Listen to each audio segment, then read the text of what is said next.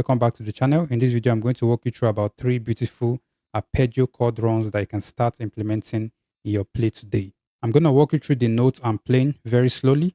I'm going to walk you through the fingering and technique that I use in playing them. And finally, we're going to see how we can actually apply these arpeggio runs to our play so that you'll not just be left to the theory, you'll learn how to apply it when playing. I'll be a little bit focused on worship music in the application, but this application can still work perfectly well in many other genres of music. So let me show you the 3 arpeggio runs and then we're going to break them down in detail later on in the video. So here's the first arpeggio run we're going to be breaking down. It goes something like this.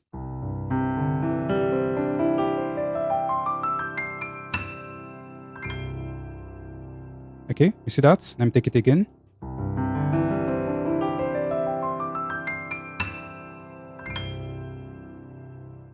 So the second run goes something like this.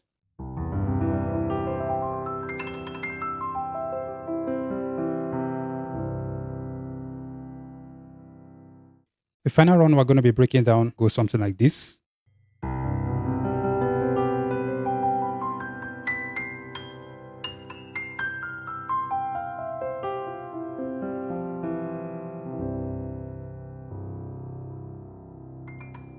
So now let's break down each of them in detail. So for the first arpeggio run, what was I doing? Remember, I played something like this.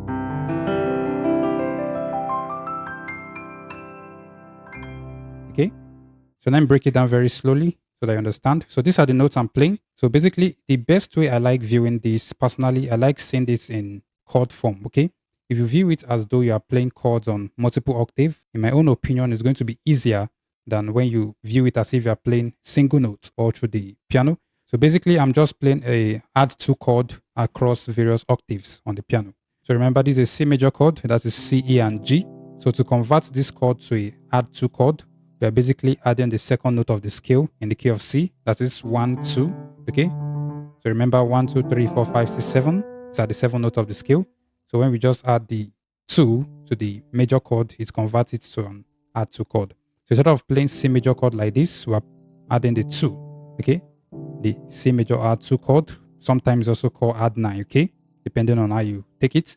But this is the chord we are playing basically across various octaves, okay? So we play this chord, then we go to the next octave, we play the C add 2 chord, we play it here, play it these octaves and the likes, okay? But remember, we are not just playing the chords in block form like this across various octaves, we are breaking the chord down. And that's why it's called an arpeggio. Okay, arpeggio just simply mean broken chords. So instead of playing a chord like this, we are breaking the chord down. Okay, instead of playing C major like this, we are breaking it down. And this arpeggio run is just that we are breaking down the chord across various octaves on the piano. So now that we've learned the notes of the chord that we're playing across various octaves, now let me walk you through the fingering that I'm using, or you can use to play it so that you play it much more effectively and faster, okay? Remember, there are no strict rules, but I'm going to walk you through what was comfortable for me. So basically, you don't want to just play them with a single hand, but you can actually do that if that best suits you. You can play it with one hand, something like this. Okay, you see that? But in my own opinion, I feel playing it with 2 hands make it flow and better. Something like this. Okay, and it makes you to play it faster. So let me walk you through the fingering. Oh, sorry, before I walk you through the fingering, I forgot to let you know about something. Now, this particular run, I just played it on the key of C, okay, using key C as the key signature. But remember, it can work on any key at all. You can play this add 2 chord on the key of F. You can see this is F add 2 chord. This is F sharp. This is D flat or C sharp. Okay, this is on A. This can work on any key at all. And you can play the same arpeggio run on that particular key. For example, in the key of C sharp, it's going to be something like this.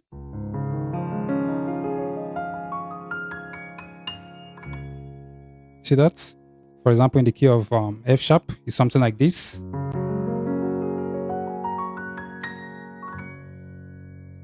You can also play it in the key of G.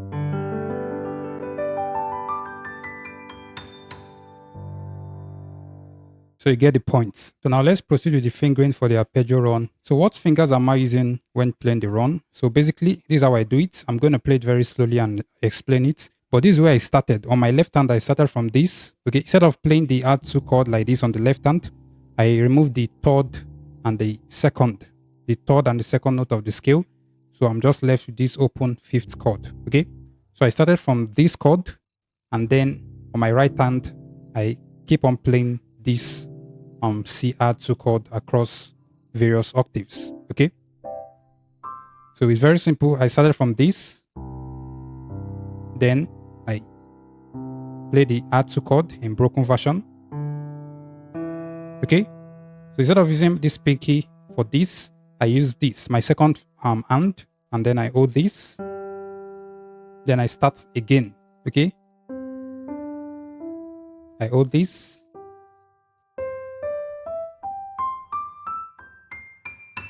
Okay, when you play it fast, it sounds very beautiful.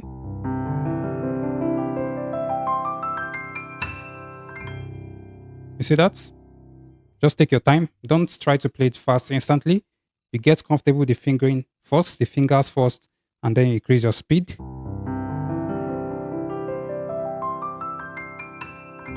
Okay, so this same fingering works on any key signature at all. Okay, so for example, if I'm playing F sharp R2 chord, I'm still going to use the same fingers. That is,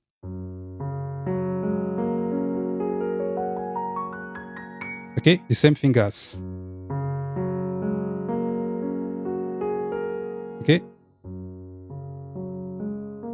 then I use this for the fifths. 1, 2, 3, 5, 1, 2, 3, 5, 1, 2, 3, 5. Okay, just like that on any key at all.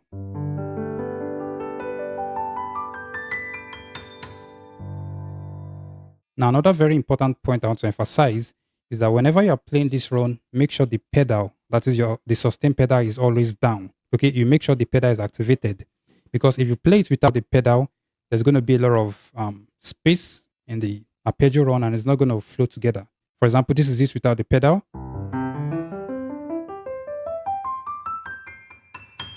You see, there are a lot of spaces, but when you play with the pedal, everything flows together. Okay.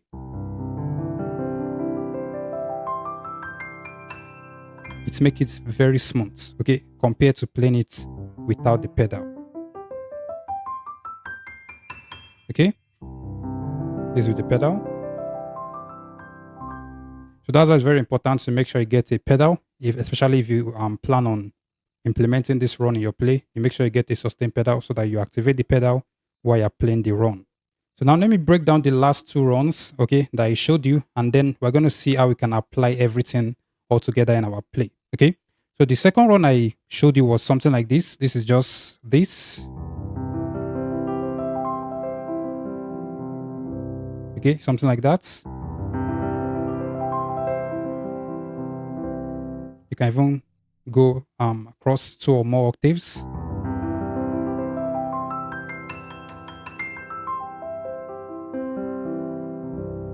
Okay, so this is the second arpeggio run. So what am I playing now? Is just simply the notes that make up the C major chord. That is, this is the C major chord, C, E, and G. So I'm just playing these notes across various octaves. I move to the next octave, I play this, next octave, and so on. Okay, but remember, I'm not just playing the block form, I'm breaking them down. So now what are the fingers I'm using and how am I implementing it?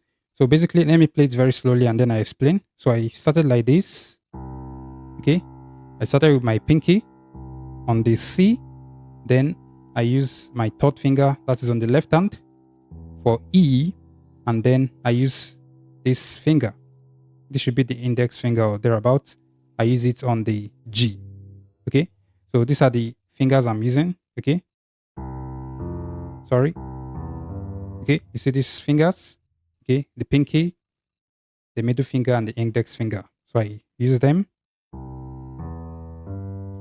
Okay, so I use these, and this on the left hand, while on the right hand, I played with my thumb. Okay, index finger, middle finger. Okay, so we start like this: left hand, right hand. Okay, and then when we get to this point, the left hand goes up above the right hand. You just take it slowly. Okay, and Remember, the same fingering is what we're using across all the octaves, okay? The key part you need to just notice this kind of taking the left hand above the right hand, taking the right hand underneath the left hand, okay? So this is very slowly.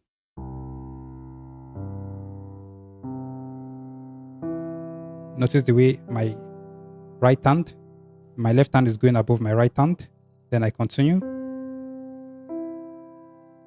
The right hand underneath the left.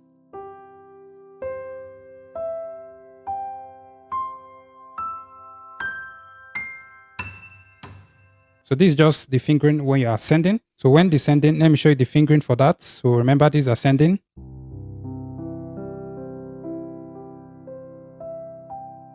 Okay, so when descending is just basically the reverse of everything we treated right now. That is the same fingering, just the reverse. So we're going to start from this, the pinky, middle finger, second finger, thumb, left hand, second finger, middle finger, pinky. And then we cross, the same fingering again, middle finger, second finger, thumb, while the left hand goes underneath. Okay. Let me take it again very slowly.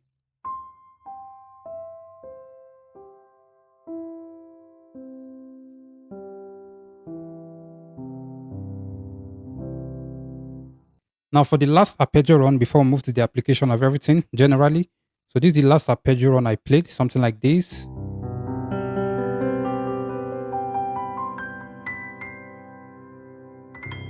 Okay, and I did something like this when descending.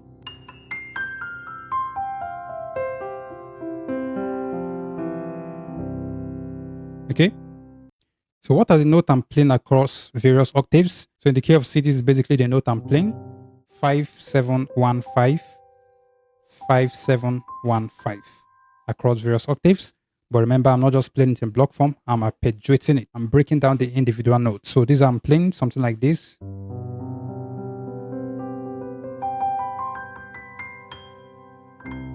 Okay.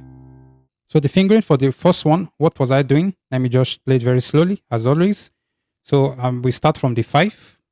You can use this your middle finger to start from the 5. And then you use your thumb for the 7, index finger for the 1, and pinky for the 5. So this is basically fingering you're going to be using across various octaves, okay? You can start from the 5 like this. This. Then instead of using the pinky for this, you can start again with this, okay, with your left hand. Then the same fingering again.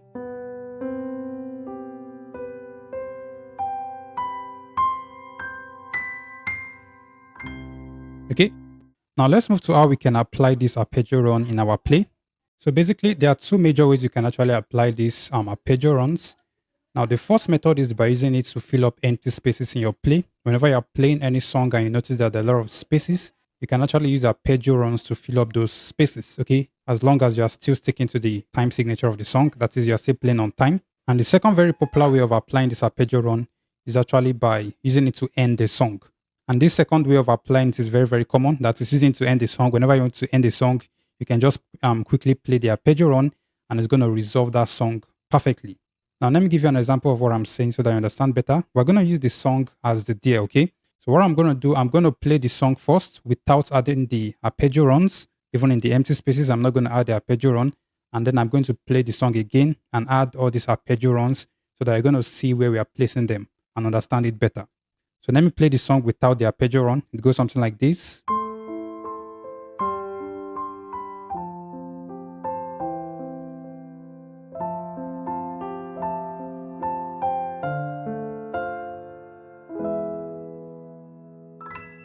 You can see this empty space. Then we continue.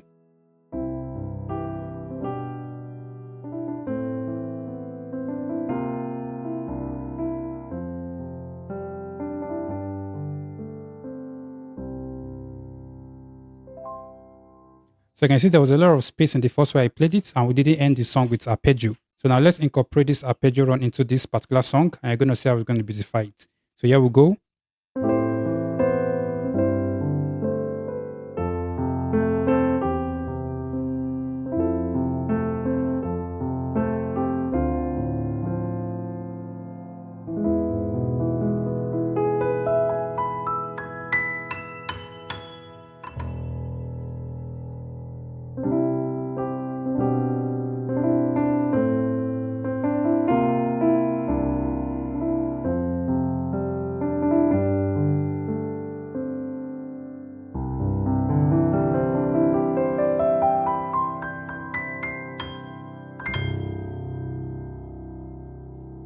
So you can see the second way we played it. We added those arpeggio run in between those empty spaces. The first way we didn't add it.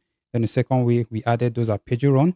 And we also end the song with the arpeggio run in the second way I played it. And this is how you can actually implement these arpeggio runs in your play. I just use this song as an example, but it works in any other song. Whenever there are empty spaces in the progression of the song, you can just fill it up with arpeggio runs, okay? Across various octaves. Let me give you another song example before we end the video. I'm going to use the song El Shaddai by Amy Grant. I'm going to play it twice. The first time I'm going to play it, I'm not going to add any arpeggio run, and there are going to be some sort of empty spaces in the song. And then the second part, I'm going to add the arpeggio run so that you see where I'm placing it and understand it better. So here's the first part in the key of C.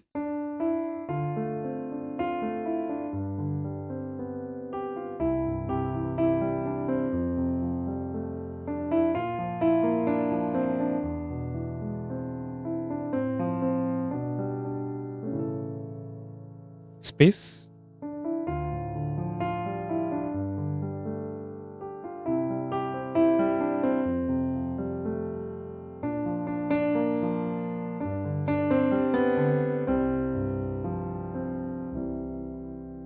Okay, so this is the first part. You see there was a lot of spaces and I didn't end the song with the arpeggio run. So now let's implement it.